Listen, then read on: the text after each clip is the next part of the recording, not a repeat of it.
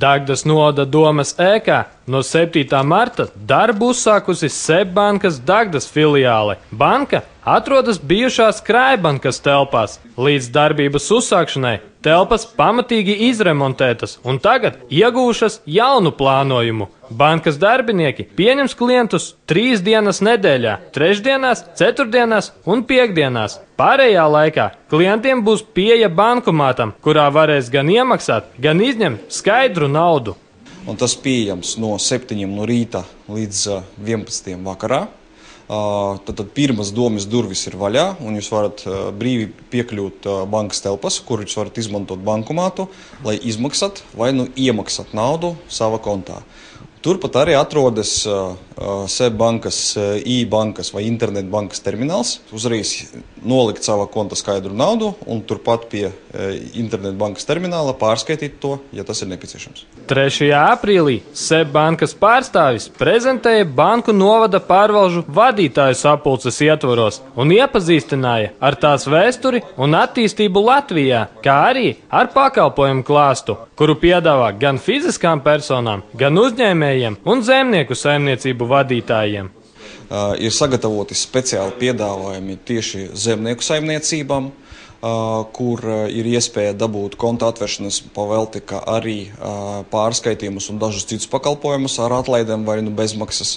Tas pats arī attiecas uz fiziskajām personām, kur arī pieejami dažāda veida izstrādāti speciāli komplekti, konta apkalpošana, kartes, un tā tālāk. Jā.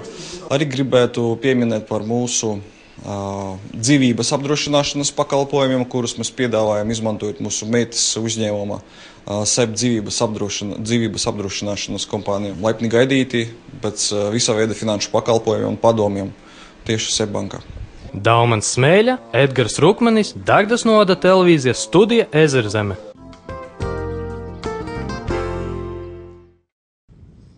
Lai gan šogad sniega sega saglabājusies līdz pat lieldienām, pēdējo dienu sausais laiks un vējš veicinājis pērnās zāles žūšanu. Līdz ar to atkal aktualizējušies kūlas dedzināšanas jautājumi. Viens no pirmajiem vecās zāles aizdedzināšanas gadījumiem bijis konstatēts Dagdas pilsētā. Pilsētas teritorijā tas viennozīmīgi pirmais, un cik es šeit dzīvoju, nebija mums līdz šim, teiksim, ka pilsētā sāktu svilināt veco zāli, jo pilsētā parasti jau cenšas savu teritoriju sakopt cilvēki, nopļaut zālīti un tā tālāk.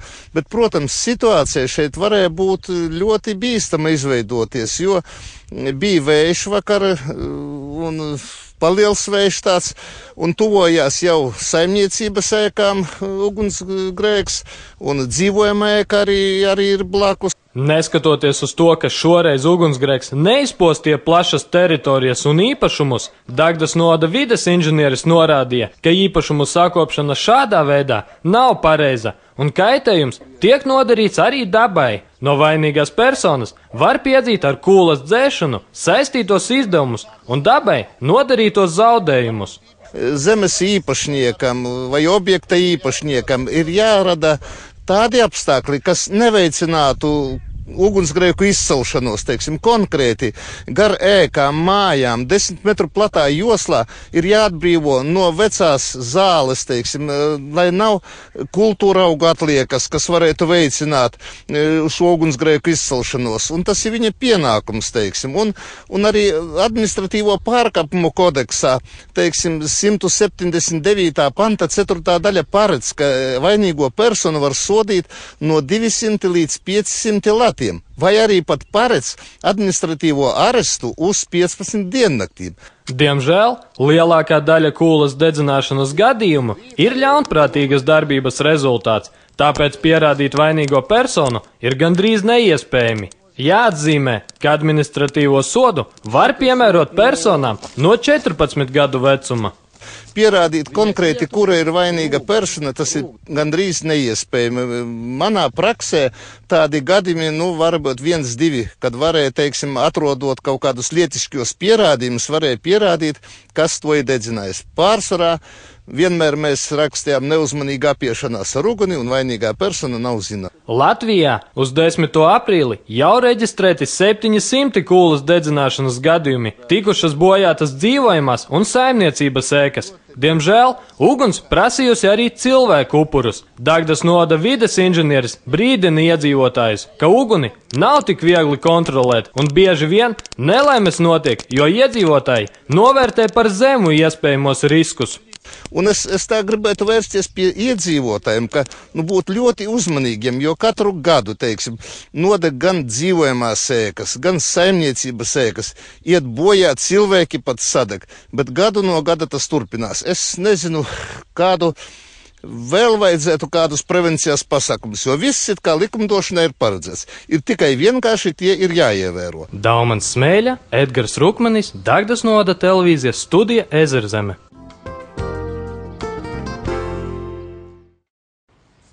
Dagdas bērnu un jauniešu centrā uzsākti remontdarbi ar mērķi uzlabot telpu stāvokli. Vairākās vietās no sienām sācis atlobīties apmetums, parādījušās plaisas, dažviet ir pat nopietnāki bojājumi. Projekts tiek īstenots ar Eiropas lauksaimniecības fonda atbalstu.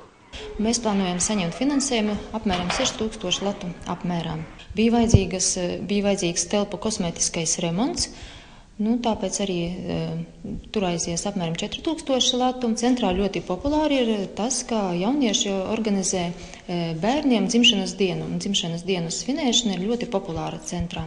Lai būtu arī tas visefektīvāk un skaistāk, projekta ietvaros ir paredzēts arī iegādāties pasaku varoņu kostīmus.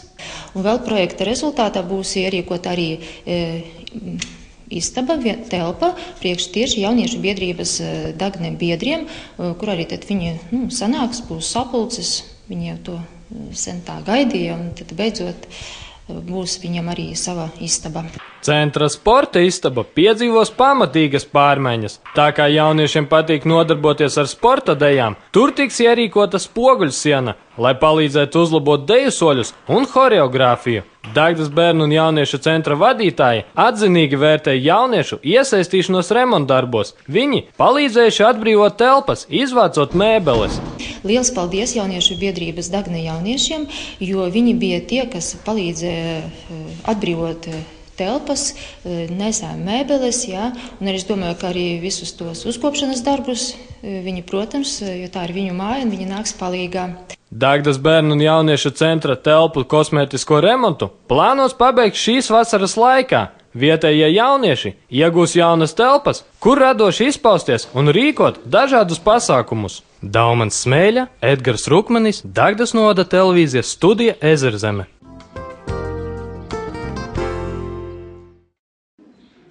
Par godu lieldienām daudzviet novadā tika veidotas svētkiem veltītas rokdarbu izstādes. Dagdas pagasta Ozoliņu ciemā izstāde tika izvietota bibliotekas telpās, un darba autori bija ciema iedzīvotāji. Ozoliņu bibliotekas bibliotekāre pateicās izstādes dalībniekiem par piedalīšanos un atbalstu.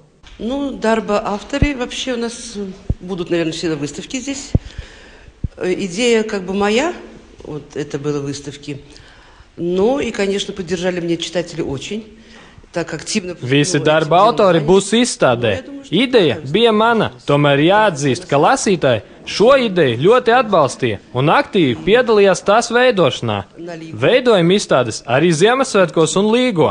Apmeklētāji nāk katru dienu, tikai viņu nav daudz. Каждый день ходит, понемножку, как и на селе. Pasākuma gaitā tika godināti labāko darbu autori, kuri saņēma diplomus un nelielas pateicības balvas. Ozoliņu ciema vecākā gada gājuma iedzīvotāji atklāja izstādes dalībniekiem dažādas ar lieldienām saistītas paražas, tostarp, kā pareizi jākrāso lieldienu olas, lai tās vārot nesaplīstu un būtu skaistas. Olas jāieliek tādā ūdenī, tikai ūdens, lai nebūtu kārs, viņi ir jādzesē. Un tad tādā ūdenī jāliek daudz sāls. Un pie tām vēl jāieliek patikas, lai viņas būtu skaistas. Lieldienām veltītajā izstādē aktīvi piedalījās arī vietējie bērni, kuri kopā ar saviem vecākiem un skolotājiem bija izveidojuši dažādus lieldienu rotājumus. Man viņi ļoti patīk, tāpēc, ja daudz darbiņu, tad var paskatīties, kā skaisti citi bērni atnesa. Vai piedalies arī citās izstādēs? Es tikai šogad piedalos, es vēl piedalīšos citas izstādēs. Tādus es lietoju, jo skolā bija viņa vajadzīgi, bet tur, kur Anita Mihailova, to veidoja mana mamma. Vai piedalies arī citās izstādēs? Es dažreiz piedalījos. Novadā Lieldienu svinībām, kā ik gadu, tika rīkota plaša svētku programma, un ir patīkami, ka šajā laikā cilvēki izrāda iniciatīvu visā novadā, veidojot izstādes un pasākumus, lai radītu svētku sajūtu arī pārējiem iedzīvotājiem. Jāatzīmē, ka līdz 20. aprīlim Dagdas tautas namā ir apskatām izstāde Lieldienu rotas. Paskatieties, cik te olu, rūnas, raibas, svītrotas, māsai viņas sasist solu, lai man labi paveicas. Lielas dienas, cepiet raušus krāsniņā, dariet alu, vāriet olas, lai tad var priecāties. Daumans Smēļa, Edgars Rukmanis, Dagdas novada televīzijas studija Ezerzeme.